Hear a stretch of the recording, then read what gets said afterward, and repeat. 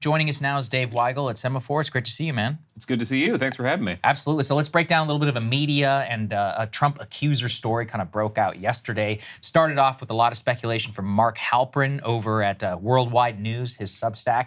And he said that there was a story floating out there that if it came out, it would end Trump's campaign. Let's take a listen. These last 2 weeks are going to be filled with things like this. And I can tell you, without going into detail, that I've been pitched a story about Donald Trump now for about a week that, if true, would end his campaign.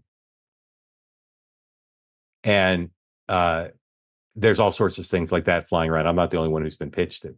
If true was going to end the campaign, people said, wow, there must be really something. There's all these rumors flying around out there, Dave. I'm sure you saw. And then finally it came out, and I'm not going to diminish per se, but it's certainly not campaign ending in my eye. Not for Donald Trump anyway. Let's put this up there on the screen. This was Stacey Williams. She is a ex-model and former associate of Jeffrey Epstein.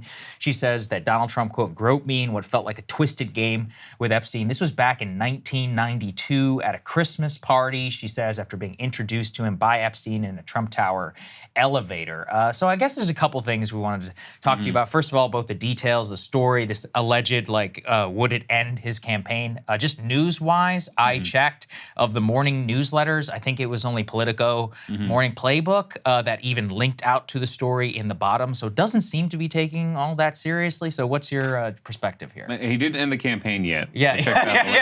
Still waiting for that announcement. Yeah, I'm still waiting. Yeah, I don't think I've been pitched the thing that Halperin's talking about. I saw Tom Bevan talked about it too. Yes. For all of us who've been out there talking to voters, and I was in Wisconsin this last week, it's hard for us to imagine a story that would qualify like this, right? Because Trump, this is the oldest news in the campaign. Trump can survive all sorts of things because there's a heuristic for his voters and the voters who moved to him in the last year or 2 years that whatever he does wrong, whatever his personal failings, look at his record, it doesn't matter. Yeah. This is something that was true when Bill Clinton was running for re-election in different ways. I'm not trying to be too glib and compare them, but voters have set up in their mind, things were good enough when he was president. Despite all that scandal, I cannot pay attention to it. Would this work if he was a random guy running for Senate? Probably not. Does it work if it's Donald Trump? Yes. So you can name a few things in the last few weeks that someone running for a lower office might have been wrecked by, and they don't wreck Trump because of that mindset voters have. Yeah. Are we convinced this is the story? I'm not sure.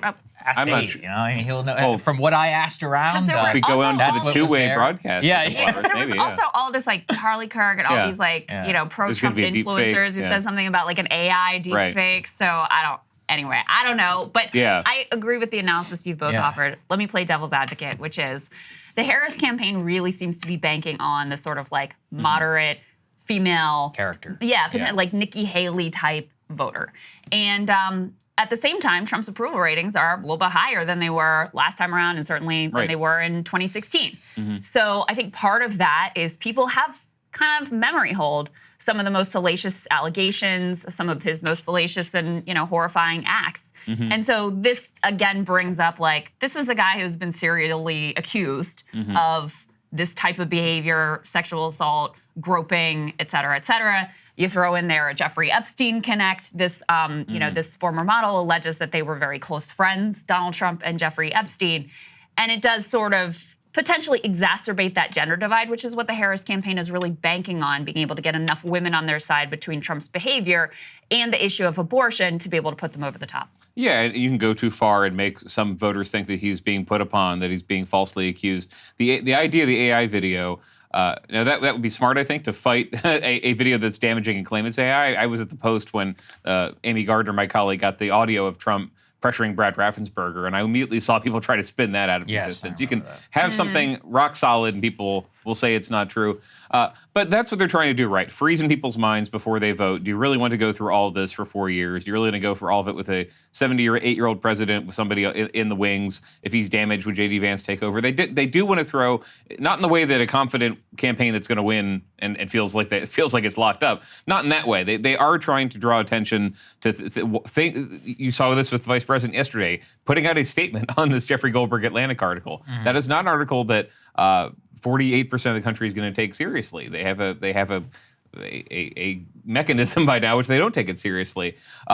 but that is what they're trying to do. And I saw some of that in Wisconsin. They are getting some Republican endorsements. People who were even on the fence or voted for Trump in 2020, they are getting that with the argument that, look, whatever her faults, do you really want to put up with this guy again? Is that compelling? It has papered over some of her issues, and it's allowed her. Maybe it's allowed her. Maybe she'd be doing better. She did more of this to appeal to those Republicans without specifically saying, yes, I'm going to give up on not restoring Remain in Mexico, or yes, I'm going to forever give up on a thing that me and Biden did. She's not going that far. The replacement is, look at this crazy stuff that you don't want with Trump. You brought up Wisconsin. That's how she's trying to square the circle. Yeah. You just spent a long time there. Yeah. And we were talking a little bit behind the scenes about all of the Trump ads against Kamala. Yes. So what do the Kamala ads against Trump look like? Are they equally as inundating? And is it the character argument? Because that's what they're closing on. That's what they've decided. Yeah, so interestingly, they're not response ads, which is what you see in a lot of races. I'm being attacked with 3 different ads on something negative, in this case, government-funded sex surgeries for prisoners. Right. Not to really get the entire issue, but there are 3 ads on that. And the campaign's not putting out ads saying, no, I didn't, or here's why I did that. It's putting out ads, 1, about her economic agenda, 2, about kind of January 6th and Trump's character. And that is, after 2022, you can't tell Democrats that people don't care about this. They were told nobody cares, and then it was decisive in a lot of suburbs. But they're letting a lot of attacks go by or to connect on her. On that record, they really are not doing a lot, and you've seen it. It's been the hardest question for her to answer in interviews: is where Biden got something wrong, where she would change from Biden. She's not doing that with the advertising. She is just saying and I would actually say the Future Forward PAC, especially the Super PAC, very economic focused message. So you do hear if you're watching TV, you're watching Packers game. I guess they got lucky because very exciting one on Sunday. you do see, oh, okay, she'd have this kind of tax cut for me. I don't know how sticky it was because I went out with people canvassing too, and you were finding voters who, at this point, still didn't know what her economic plan was, still didn't know exactly how she'd restore Roe. But that's the strategy. It's not let's hit back at everything Trump says. Let's just come up with something that maybe the voter who's undecided say, well, Trump is talking about crazy negative stuff and she has a plan. That's the impression they want people to leave. Not that she's fighting back on everything. I mean, I feel like in a sense, the Liz Cheney tour is an effort to fight back against, because what is that, the, transgender surgery ad? Yes, it's about the issue, but it's also about she is this liberal San Franciscan who doesn't connect with American values. And to me, the effort with the Liz Cheney tour, which I have a million issues with, that I've talked about before, but anyway, the effort with that is to be look at these moderate Republicans who are super comfy with me. So I can't be that crazy if Liz Cheney is willing to, hang out with me and endorse me and go and do those town halls, et cetera. Right. So in a way, I feel like that's her effort to blunt the core of that attack, which is you're too liberal to represent all of America. Yeah, that's how it felt. I went to one of those events in the Milwaukee suburbs, and you did meet. I met there people who'd been Republican up till 2020 and then bailed. But that's what I mean. She wasn't saying, here's a promise you can take home. She was offered a couple of chances. She was better at a couple of the other Cheney events. Hey, my neighbor is worried about something that you did in your past. She didn't say what she would do differently. She didn't even mention I'd put a Republican in the cabinet. I think maybe because the Trump campaign has fed this idea that she'd put Cheney in a national security position, which Democrats say they would not do, but you got her on stage. Not a good topic to bring up at that moment. But she's not. That is what's different. Whereas Trump, whether you think it's credible or not, Trump will just promise something. Trump will say, yes, I'm going to get this thing that the culinary union wanted, this tax cut, I'm going to do it. Don't ask me how I'm going to do it, I'm going to do it. And Democrats are so much more cautious, just generally. The Trump campaign takes a lot of risks, puts out a lot of ideas that might be hard to implement. It knows that I think Republicans won't say, how will you pay for that? Because it's not how they run. They want him to win. And her campaign is much more cautious in saying, no, we will make some hard break, which is, this leg of Liz Cheney tour was a little more confounding because they were getting hit on one end for having Cheney campaign. Aid PAC, this Arab American pro-Trump PAC, was running ads in Michigan. I only saw photos. I haven't been in Michigan yet. That are just pictures of Cheney and Harris together in Arab American neighborhoods. Interesting. Are they getting the gain on the other side by saying, and Liz Cheney will validate Harris. Don't worry about X issue. Right. It's not the issue. It's just democracy. It sounds too blasé, but it really is just the democracy issue as opposed to the, hey, she's learned her lesson on immigration. Hey, she's learned her lesson on crime. Some of the ads do say that, but they're really not delivering the stuff that somebody really on the fence might say, oh, I'm confident I'm not going to see 10 million border crossers if she's president. That hasn't happened yet. So I saw Nate Silver make a point, which is contrary to this whole Liz Cheney thing. Okay. He said, look, guys, at the end of the day, I think that these people are already called Harris voters. Like, you don't need to go after them. And that's, I mean, intuitively kind of accepts my bias towards the issue. But while you were there, were they already Harris voters? Like, well, are these people genuinely undecided? Like, how do we square that question? They felt odd about voting for a Democrat, but they just couldn't bring themselves to vote for Trump. They probably were Harris voters because and you see this now that the polling, I think there are a couple errors with the screens or a couple of hiccups with the voter screens registered versus likely. She is doing better in a lot of places with the people more likely voters, and those are the guys who were Republican 20 years ago, the women who voted for Mitt Romney, who always vote in school board elections. They have been fishing in that pond while Trump goes for the less. I mean, this is what the Trump-Rogan interview is about. Absolutely. Very obviously, there are people who hate politics, don't trust politicians. I'm going to introduce myself, and hey, maybe they're registered, maybe they'll turn out. This campaign is no. There is an electorate. We know how to win this electorate in 2020 barely. If we get 95% of that vote out, then we win. That is the theory. It's much more rebuilding than addition. I want to ask you a little bit more about that, but I'm also curious about your time going out with canvassers. What type of doors were you hitting? Were they like persuasion, or were these, we got to get you to turn out? And was there any particular issue that was really being brought up again and again at the doors? It was a mix of so with I did with Republicans in Arizona, mostly people who were registered but hadn't turned their ballot in yet. And they just needed the kick, but they were going to vote for Trump. With Democrats, I was with mostly Democratic households, some people who they think voted Democratic because there's no party registration in the state. And it was, the people who were on the fence needed clarity about what she was going to do about the economy and prices, needed clarity about her abortion. One stuck with me in one part of kind of central Wisconsin, a woman who she was pro-choice, but she wasn't sure what Harris is actually going to do, which is amazing they didn't break through how much time they spent on it. I don't want to overestimate that one thing, but I did put it into my database of voters are busy and not paying attention to every promise they make. Right. She's not repeated enough. I was not seeing huge shifts from. I remember going in 2016, and every Democrat had this experience, including the ones I was canvassing with, of going to what was a Obama neighborhood and finding Trump voters, and that wasn't happening. It was these are the voters who voted against Scott Walker in Wisconsin. These are the voters who were gettable for Ron Johnson, but voted for the Governor Evers. It's the margin of maybe 5% of the electorate they were going for.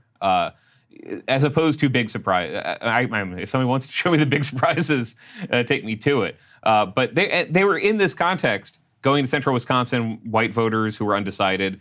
Democrats admit they're not going to get the 2020 margin with black men in Milwaukee. That is baked into the assumption that these voters who are pretty reliable and turn out, but have a couple of questions about what her agenda is, they're easier to get than the black voters in Milwaukee who are just done with politics and hear nothing that they did that was good. They haven't given up. There are groups focused on that effort, but they're assuming they're going to underperform there. Interesting. Secondary to this sometimes is the Senate conversation. What did you see there that was interesting?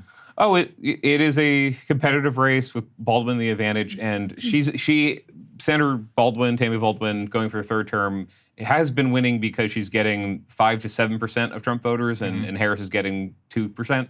That delta, Republicans are trying to shrink. So the ad part of it, which you see a lot, is a sort of anti-corruption, clean hands, rich guy argument, which you see a lot in campaigns. Hubdy is personally very wealthy, CEO of a bank, and he and Pax have run several ads pointing out that Baldwin has a girlfriend in finance, and because they're not married, has not revealed her girlfriend's finances. Who knows what that means? And I asked Hubdy, are there votes she's taken? Do you think are connected to her girlfriend in finance? And Democrats think that this is about reminding people that Baldwin is gay. She's been elected as an openly gay person for 20-some years. Right. But that has been the effort to say this is a corrupt Democrat who you can't trust to deliver for you. If you're a Trump voter, that's the reason you should bail on her. Maybe vote on her twice, but bail now. But also very close. I didn't see, again, an evidence of 2016-style massive shift somewhere. And even in the 3rd district, where Republicans flipped it last cycle and Trump won it, they're very competitive. I was out with a Democrat there, and you were seeing people who you'd think could be Republican, rural voters, very far from a city, like a Hy-Vee's 20 minutes away, pretty happy with the Democrat because they think Trump and the Republican incumbent were too rude and they were too anti-immigrant. So there's still the Wisconsin mix. It just has really not. There are states where 100,000 people moved in and changed the alchemy of the electorate. That's not happened in Wisconsin. Absolutely. It seemed very frozen for 2020. That's such an important blue wall dynamic. Yeah. Is that they have not had the same net migration. They don't have as Absolutely. dynamic as an economy. So it's actually a little bit more frozen in time, which is very much to Harris's benefit. Yeah. in my opinion. Last question for you. Sure. What do you make of the podcast strategy? Because I'm just a little skeptical because I've seen these candidates who have really leaned into like new media. I mean, it's very self-serving. I would love if we were very powerful, right? But Vivek Ramaswamy was a podcast candidate. We saw how it worked for him. Ron DeSantis was like a podcast candidate. Andrew Yang, Tulsi Gabbard. And they generate a lot of online enthusiasm, and then they get like 1% in the polls. So do you think that there's, a significant group that is persuadable that's going to turn out to vote? Like, do you think that this is a fruitful strategy really for either campaign in large numbers? Yeah, I'm less confident about the second part, that somebody's going to listen to this on their commute or their drive and say, well, I was totally unengaged before, and now I'm going to vote for Donald Trump. Yeah. That I'm less... As a strategy of getting the campaign's daily message out and fighting in the news cycle, I think this was the cycle where it changed over. Just the benefits. What are going to be the benefits of a Trump podcast appearance? Again, Rogan coming up versus the benefits of the Harris town hall. What is she trying to do in her media appearances? It's not make mistakes and look confident. The Rogan appearances, podcast appearances, that's built in. Unless you're really tanking, you're in a setting where people see you as more human. You deal with questions that are not gotchas. They're not trying to pin you down on something.